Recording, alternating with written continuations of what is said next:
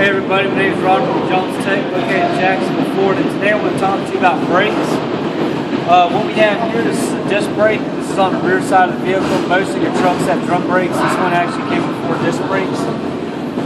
Basic components, this is the rotor right here, where your brake pad actually presses against this. You have the brake pad on the front and back. You squeeze onto this, it slows you down. Of course, studs, where your lug nuts come on, hub, everything else. The main thing I want to focus on right now is what's called a brake caliper. Right? What we've done is we took this off to go ahead and show you the inner workings of it. What you have here is where your pads go. I'm just going to take this out of the way. Alright, so you have rear pad, rear pad. Alright, and how this goes, you got these things right here. These are called pistons.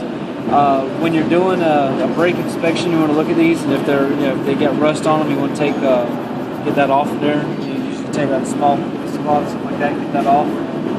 Also, how the brakes work is, again, it's a mashing, and when you apply brake, your brake pedal comes down through here, through your hard line, through your hose right here. Then you have these things here called slide pins, and how this works is as it presses in, it drags this other side into it.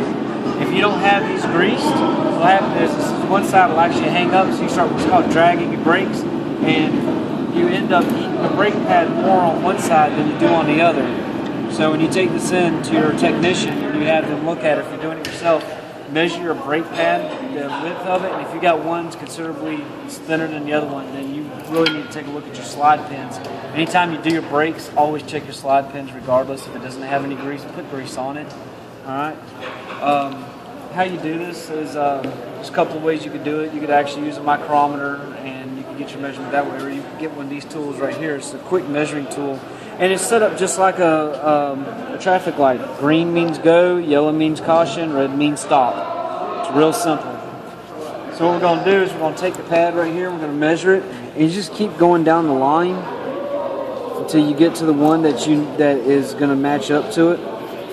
All right. So we're getting kind of close, but we still have some overhang.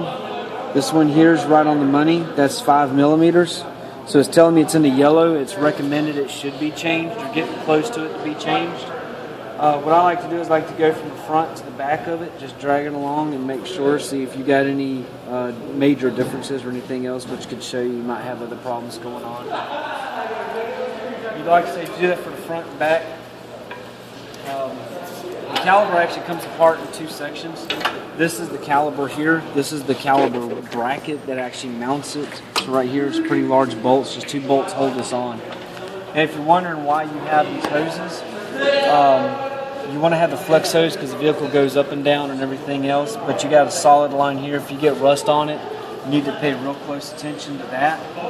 The old school method of doing the brakes is you take a big C-clamp, you take your old pad, you put it back in here. Take your C-clamp, you put on it, you squeeze it, and you force all the fluid out. The problem with doing that, though, is you're back feeding in through the ABS system, which could cause you to have an ABS failure. If your anti-lock brakes failure goes out, what happens is your vehicle could lock up going down the road. Meaning, if you put the brakes on too hard instead of the ABS fluctuating the brakes for you, you could end up just going to what's called manual mode and locking that brake down. It's going to cause you to slide all over the place. The correct way to do it is you put a little bit of pressure on it. You use what's called here a bleeder valve. Open this valve up and allow the fluid to come out. Some of the other methods that people try to use up north is because bleeder valves get rusted, they break off, and they like to try to crimp this hose. They make hose crimpers, don't use vice grips. You'll bust the inner lining of it off and it'll cause it to hang up, meaning you'll have fluid go into it, the fluid won't be able to return out of it. Next thing you know, your system's dragging on that only because you use vice grips instead of actual tool that you're supposed to use. Other than that, that's your basic inspection for brakes. My name is Robert. Have a nice day.